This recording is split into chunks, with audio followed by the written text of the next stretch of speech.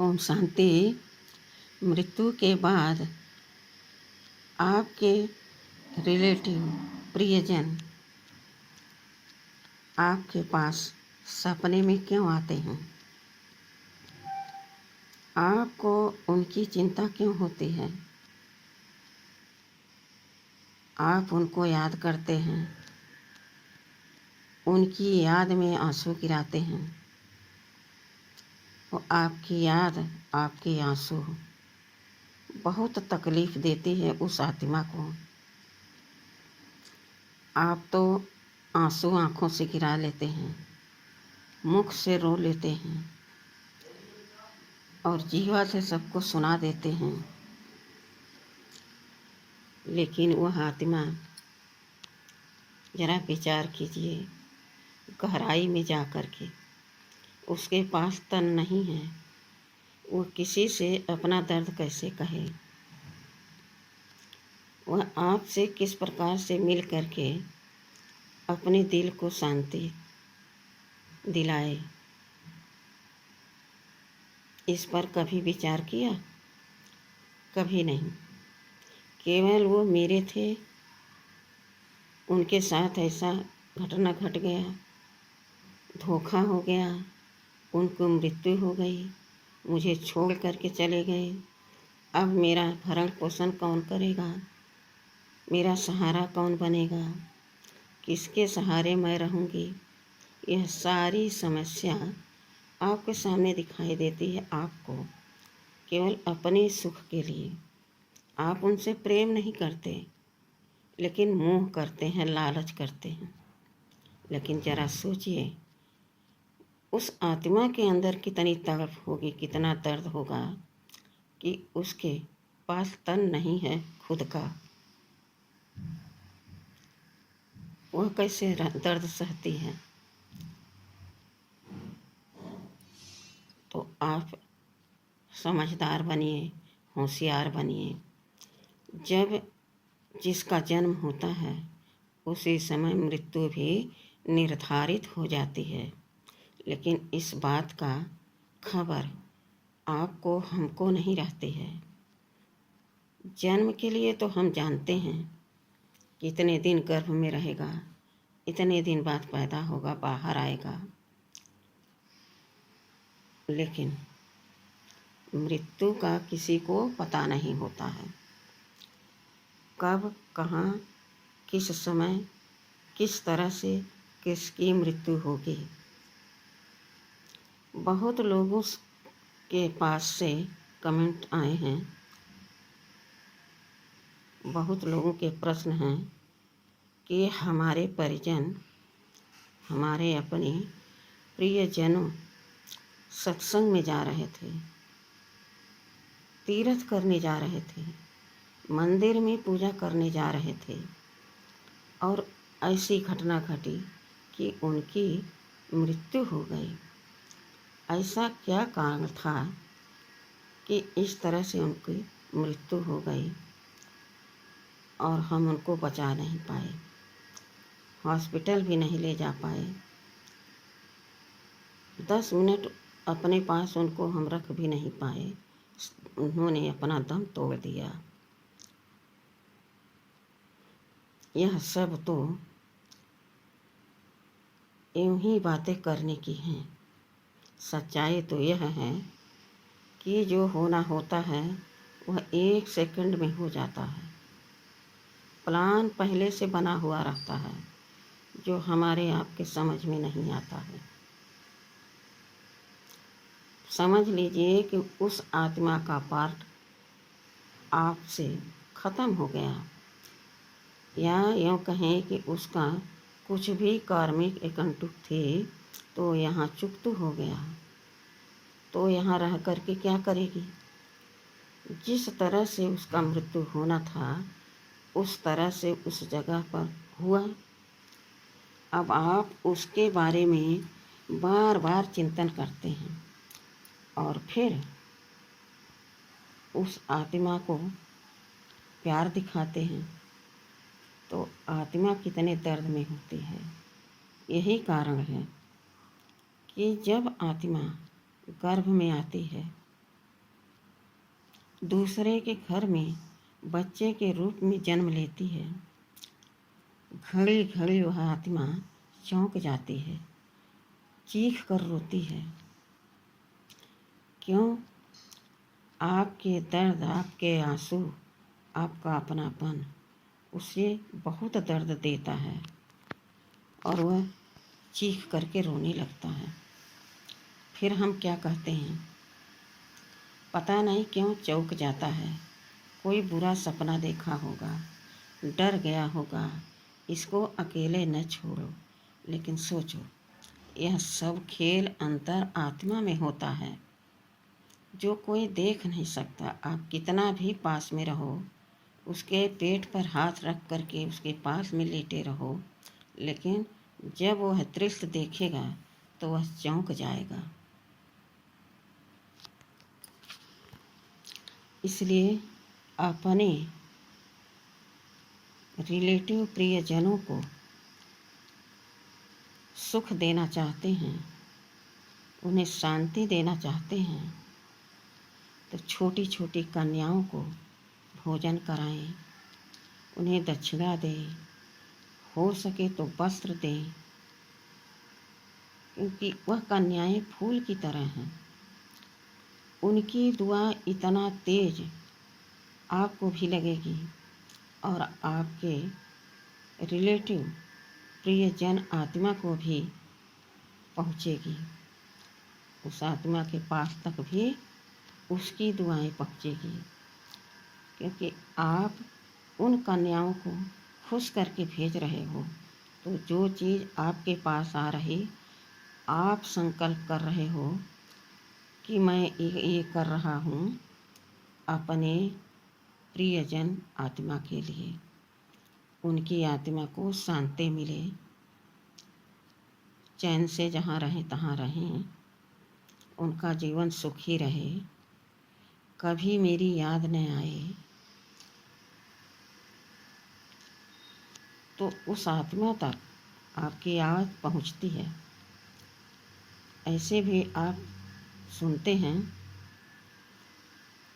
कन्या के लिए कहा जाता है कि ससुराल में इतना प्यार मिले कि मायके की याद न आए।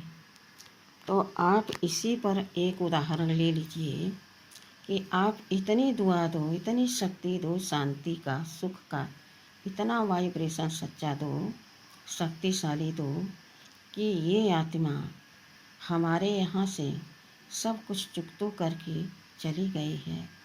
अब न मैं उसकी हूँ, न वह मेरा। अब जिसके पास जा रही, जहाँ रिश्ता जुड़ रहा है, वहाँ वह इतना खुश रहे, इतना शांति में रहे, आनंद में झूमता रहे, उसका जीवन आगे बढ़ता रहे, फलता फूलता रहे। ऐसा उसको दुआ दो तो उस आत्मा को संतुष्टि मिलेगी, खुशी मिलेगी और उसको आभास होगा कि हमारे सब हमारे लिए कितना कुछ करते हैं, हमारे खुशी के लिए, शांति के लिए, हमारे सुखमय जीवन जीने के लिए। इन्हें कहा जाता अपनापन।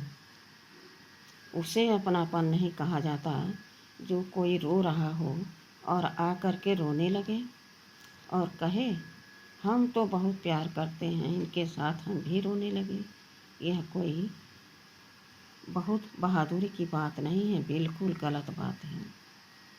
तो सदैव जिसके परिजन खत्म हो गए हैं, उनको इस तरह से दान पुण्य करें उनके नाम पर।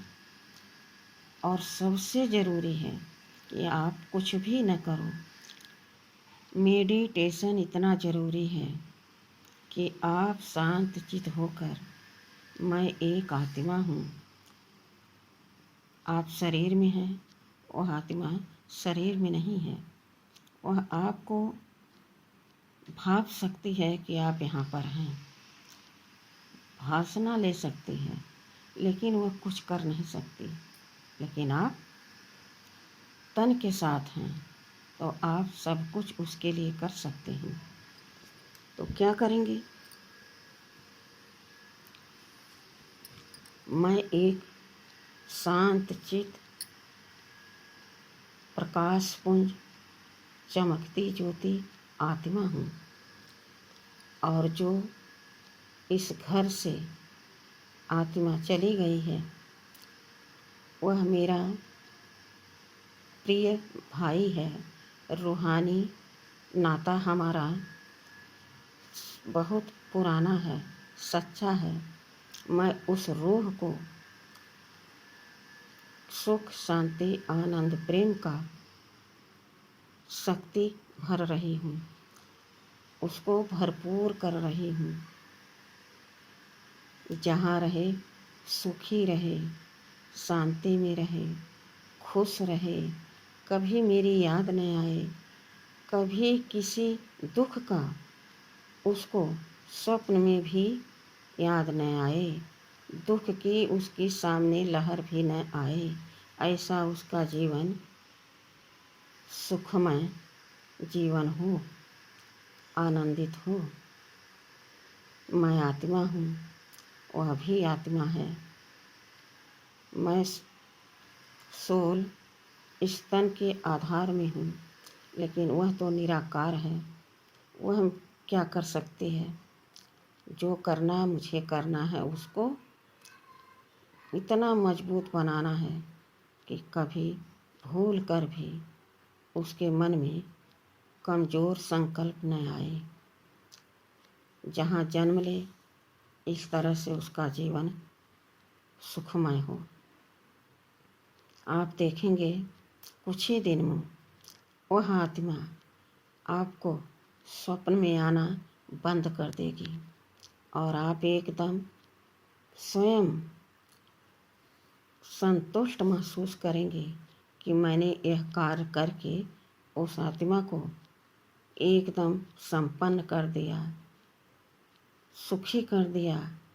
अब वह मेरी याद में मेरे पास आकर के तड़पती नहीं है, मुझे देखती नहीं है, क्योंकि रूह को स्तन में रहकर मैं तो देख नहीं सकती, लेकिन वह सब देखती है। वह हमें दिखाई नहीं देती, लेकिन वह बेचारी कुछ कर नहीं सकती। इसलिए मैं उसे हर सुख, शांति, आनंद, प्रेम का, धन का, सुखी जीवन का दान दे रही हूँ। वह आत्मा आपके इस मोह जाल से, आपके प्यार से मुक्त हो जाएगी और जहाँ रहेगी वहाँ एकदम खुशनुमा जीवन जिएगी। तो अपने रिलेटिव परिजन खत्म हो जाएं, शोक नहीं करना चाहिए, लेकिन उनको सुख शांति का दान देना चाहिए। भूल कर भी कभी यह संकल्प नहीं करना चाहिए वह मेरे थे, मुझे छोड़ करके चले गए। नहीं, जब तक हमारा उनका अकाउंट था कार्मिक, तब तक वह मेरे साथ थे। जब यहाँ उनका कोई काम नहीं, और यह भी समझना चाहिए कि मेरा भी उनसे कोई काम नहीं, तभी तो हम दोनों दूर हो गए। अब इसमें चिंता करने की, दुखी होने की तो कोई बात ही नहीं होती। इस तरह से जब तक जियो, सामने आत्मा है, आत्मा समझकर उससे प्यार करो, उसके संबंध संपर्क में इस तरह से रहो कि हमारे जाने के बाद किसी प्रकार का उसको दुख न हो। लगाव इतना न रखो कि हमारे जाने के बाद उसको दर्द महसूस हो। रहो सबके बीच में, लेकिन याद में परमात्मा के रहो और प्यार सारी आत्माओं से करो, क्योंकि सारी आत्माएं परमात्मा की रूह संतान हैं और मैं भी हूँ। तो हमें चिंता, शोक, घृणा, नफरत नहीं करना है। सबको सुख देना है सच्चा। सच्चा सुख क्या है? मैं आत्मा हूँ, वो भी आत्मा है। अगर यह भाव से आप उसको देख रहे हो तो आपका वाइब्रेशन इतना शक्तिशाली होगा कि कभी आत्मा दुखी हो ही नहीं सकती, और आपको छोड़ के जाने के बाद वह कभी दुख का एहसास नहीं करेगी, खुशी खुशी जाएगी। और खुशी खुशी आपको विदा करना चाहिए। भाई जाओ, अब तुम्हारा कार्मिक अकाउंट ख़त्म, तुम्हारे साथ मेरा भी ख़त्म। अब जाओ दूसरे जगह खुशी खुशी पार्ट बजाओ। इस भाव से और यह दृढ़ निश्चय करके कि मैं आत्मा हूँ, तो मेरा जहाँ कार्मिक अकाउंट होगा वहीं पर मुझे तब तक रहना होगा जब तक वहाँ मेरा रोल है। चाहे कर्म भोग हो, चाहे लोगों के संबंध संपर्क का रोल हो, जो भी हो, जब तक शरीर के साथ भोगना है, लोगों के साथ रहना है, तब तक आप रह सकते हैं। जब वहाँ आपका कर्म अकाउंट खाली होगा तो आप वहाँ एक सेकंड रह नहीं सकते हैं। इसलिए अपने प्रियजन की मृत्यु हो जाए तो उनके लिए शोक नहीं करना, यह बात सदा याद रखना। खुशी खुशी से उनको विदा करना। जिस तरह से हम हमारे घर परिवार में कोई सर्विस पर जाते हैं, दूर जाते हैं, तो अज्ञानवश हम रोते, मेरा बेटा, मेरा भाई, मेरा पति दूर जा रहा है, कैसे रहेगा, क्या करेगा। नहीं, उसमें भी शुभ वाइब्रेशन देना चाहिए। जब जाना है, जा रहे हैं, तो क्यों ना हम प्यार से भेजें। तो सदैव आत्मा को प्यार की दृष्टि से देखना चाहिए। विदाई खुशी खुशी प्यार से करना चाहिए, ताकि आप यहाँ चैन से रह सको और दूसरी जगह जाके वह आत्मा अपना जीवन सुखमय बना सके। ये नहीं कि ऐसा कार्मिक बना दो अकाउंट कि वहाँ तड़पते रहे, हम यहाँ तड़पते रहें। यह तो कोई समझदारी की बात नहीं हुई। इसलिए समझदार बनो और इस सृष्टि चक्र की जो घड़ी है घूमती रहती है। इस घड़ी में जब जो होना होगा हो जाएगा, आप उसमें कुछ कर नहीं सकते। इसलिए इस विषय पर चर्चा न करके हम हर एक के सुख खुशी प्रदान करने की हमेशा कोशिश में लगे रहें। ये अच्छा। ओम शांति।